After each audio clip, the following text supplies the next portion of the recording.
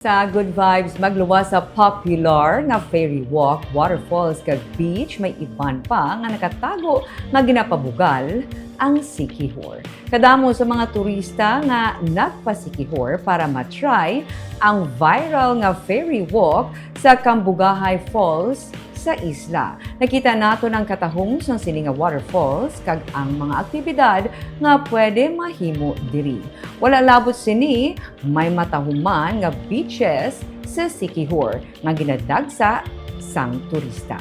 Pero magluwas pagi diri may treasure ang Siquijor nga natago. Natago ini sa idalom sang matinaw nga tubig sang ila nga baybayon.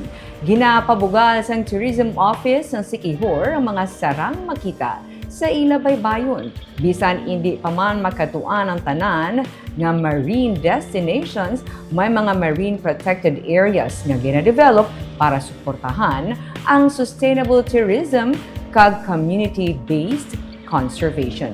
Isa na diri ang Cangbagsa Marine Sanctuary and Ecotourism Destination.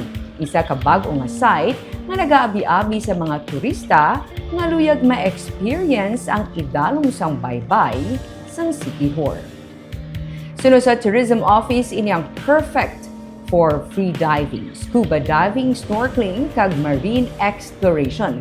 Kung sa diin sarang makita kung ano pa ang mga ma-offer sang isla samtang gina-promote man ang protection sang ilang marine ecosystem. Ang Cangbagsa Marine Sanctuary ang nakatago nga treasure sa idalom sang Siquijor.